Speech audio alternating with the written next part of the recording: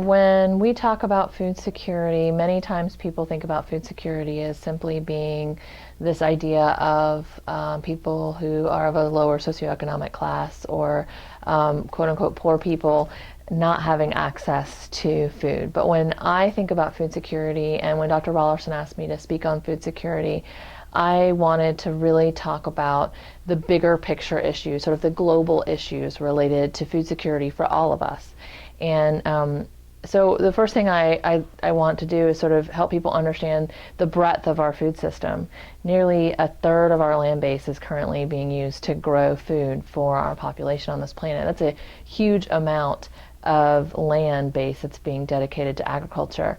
And so we would think that we have more food security than ever, and yet we have nearly 1 billion people on this planet starving.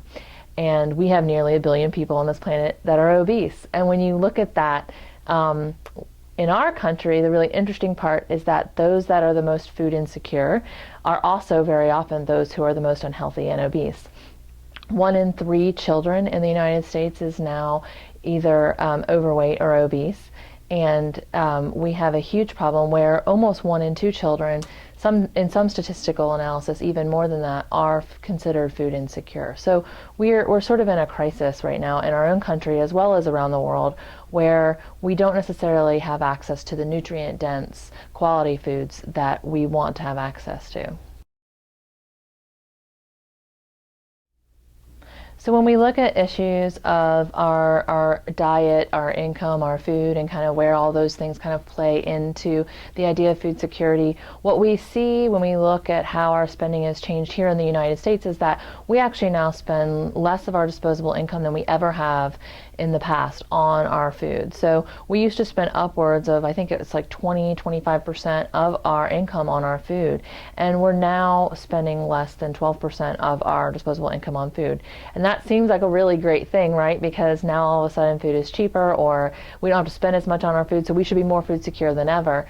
But the challenge is that that gap, went somewhere. It doesn't necessarily, other than the really great efficiencies that we've gained through research and mechanization of agriculture, it doesn't cost less necessarily to raise a squash today than it did 100 years ago. The same amount of water goes in, the same amount of nutrients go in. It still takes the same amount of time to grow that squash. So if we know that, then where did all of that extra money go? Where has it disappeared to? So what I like to talk about is, when I talk about where did all of that go, are a number of different aspects. And I try to look at what I call externalities, right? So if there is this idea that we've decreased the cost, and yet somehow in there those inherent costs must be the same, then where did all of those things go? And what I argue is that we've externalized them to the system, and in doing so we have decreased our food security as a nation and as a world. The first thing that I like to look at is our health and our well-being. Food is now the #1 killer and the #1 cause of chronic diseases in our country. It causes diabetes, it causes obesity, it causes heart disease, it causes certain forms of cancer. And so our food is literally killing us. And the decisions that we're making to eat calorie-dense food instead of nutrient-dense food, to eat highly processed foods that are full of carbohydrates and sugar and fats and not full of vitamins and minerals and fresh whole grains, whole vegetables, and whole fruits, is a real problem for us. And so instead of paying for that at the register when we buy those cheap foods, we're paying for it in our healthcare bills, we're paying for it at the hospitals, we're paying for it in our insurance premiums. Okay, we're also, I think, externalizing this in terms of access to food. So if you talk about food security, to many people, they think of sort of the standard definition, the traditional definition of people's access to food. And I do think that that is a problem. As we've developed our country, we tend to be segregated into lower socioeconomic areas and higher socioeconomic areas in our cities and our towns. And what we're finding is that there are places that we call food deserts. So places where people of lower socioeconomic class cannot actually even have access to fresh, healthy foods. Their typical shopping areas tend to be either liquor stores or gas stations or drugstores that offer sometimes a few fresh items like bananas or apples. They might have milk, they might have eggs, but other than that, the majority of the food products that they offer are highly processed foods, and these may be the only access that people in those communities have to groceries because they may be using public transportation as their primary form of transportation. They may be working multiple jobs and not even available to go to the grocery store the hours that a grocery store is open, and it may be up to 10 miles away for them. So they have real challenges actually getting the groceries and the fresh food that they need to be able to eat healthfully. Another externality that I think of when I think about food security on our planet is the loss of genetic diversity. Genetic diversity is essentially our encyclopedia, and as a biologist, for me, this is probably arguably one of the most important things that we're losing that potentially jeopardizes our food security.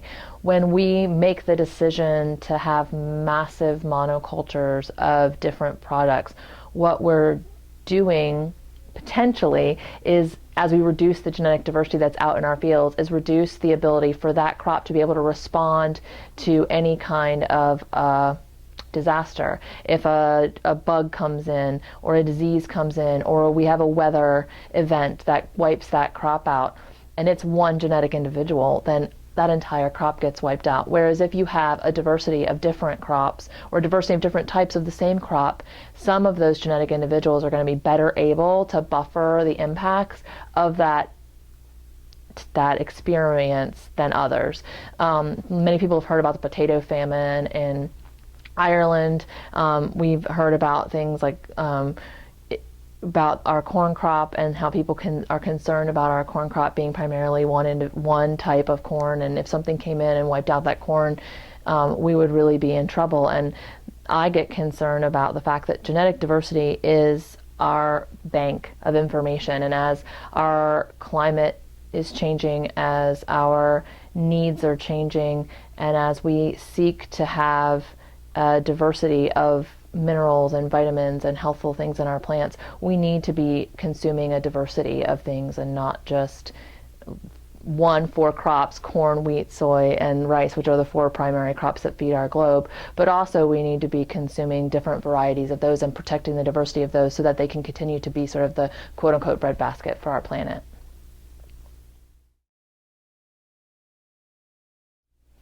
All right, another thing that I think we need to be concerned about or be thinking about when we're talking about food security is our actual land and our farmers. The average age of the farmer is now 57 and rising, and so we're actually losing our farmers. And if people don't want to farm, then who is going to grow the food of the future? And that's a major, major food security concern. So often I ask the classes to raise their hand if they come from a family farming background, and then ask them again if they plan to farm when they get older. And what you see is that almost never do I get people to raise their hands when I ask if people are planning to farm in the future. And so we're losing our farming heritage, and that farming heritage is the knowledge base that is growing our food, as well as the labor base that's growing our food. And as we lose people on the farms, farmers are more and more reliant on external labor coming into their farms to do that work. I also talk a lot about the fact that food security is based in that labor force.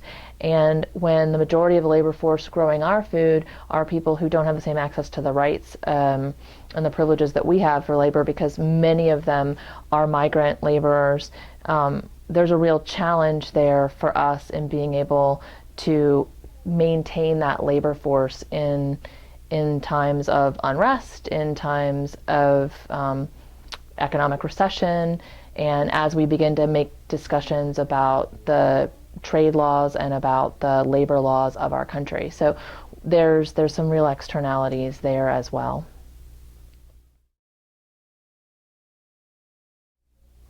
I also mentioned land, and in addition to the farmer's average age increasing, we're also losing our agricultural lands at a really rapid rate.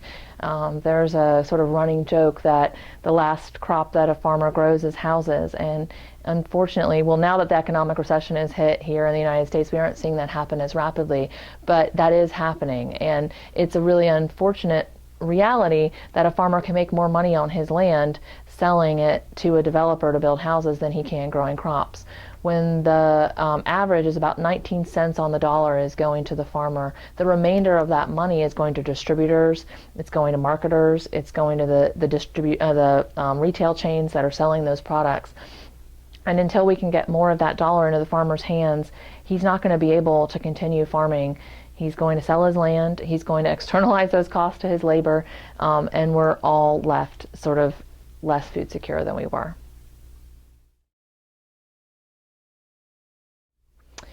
Something that's a little less tangible, but I think is really important to food security, is a loss of our understanding about our food systems. When I go into classrooms and talk about food to children, to youth in our K-12 system, what I find is that many times they can't even identify basic vegetables or tell me, where chicken wrapped in cellophane comes from.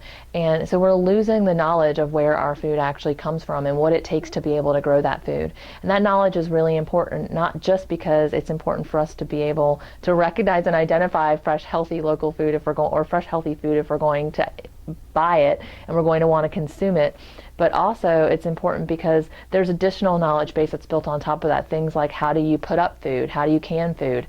How do you process things? How do you eat seasonally? All of those things are a knowledge base that we've lost over a really short generation. I mean, the majority of food in my grandparents' time was grown on family farms or in backyard gardens. And just in that short period of time, only, I guess, a couple generations, most of our food is now grown, internationally, and we have lots and lots of food coming from all over the world. And so we're losing the ability to know where our food comes from, how our food is grown, and how we contribute to being able to process that food to eat healthfully. I guess the final thing I'll talk about in terms of food security is our food safety. Food safety is a huge food security concern. As our food system has globalized and we have industrialized the system in order to be able to provide cheap and abundant food to our population, we are also putting ourselves sometimes at risk because those consolidated food items, one tiny little germ on one farm that may have gotten a few people sick generations ago can now contaminate an entire food system. And we're seeing these kind of food scares all the time, the spinach E. coli outbreak, the pepper outbreak in the salsa. Again and again and again, we're seeing these things happen. And it also puts our food system at risk for those who would want to do us harm. I hate to be an alarmist or, try to be a conspiracy theorist, but it's true that our food system is very, very vulnerable to a potential attack from a terrorist or just somebody who decided they wanted to do something to a large portion of our population. It would be an easy target. And so, our leaders are doing everything that they can to put in place the regulations and the processes to keep our food as safe as they possibly can. But with the amount of food crossing borders and being shipped and being consolidated every day, that's a very, very difficult task. So when we think about all of the things that I've talked about today, I often show this little graph where I've got kind of a circle of where we were and a circle of where we are, and in the middle somewhere is where we want to be, right? And in between here and there is a whole lot of work. And I know that that's the case. I know that none of the things that I brought up today are easy things to change, and that many of them are in place because they were there to make our food healthier, safer, more abundant, cheaper. Nobody was out to make our food less secure or to make us sick. But in the end, that's where we ended up. And I think there's some hard work that we need to do to get back to a place where our food is more secure and our food is healthier and safer. But I think to do that, the easiest way to go is to relocalize our food systems. Because as we relocalize our food systems, we bring them back here to our nation's borders and to even our state borders, we can do a number of things that are positive in terms of supporting food security. Number one, it's right here at home. It doesn't have to be shipped long distances. Number two, it's supporting our local economy and making our economy more secure. Number three, it's supporting our farmers, making them get paid more of that dollar because it's going right to them right here in our own communities. Number four, it protects our rural lands and keeps them in farming. And number four, it allows us to have the conversations with the farmers about their production methods from an environmental standpoint, which I didn't even talk about in terms of externalities, and their labor practices. And number five, it allows us to get that relationship back with our food, that understanding back of our food, and to be able to make better choices and have better access to healthy, fresh food.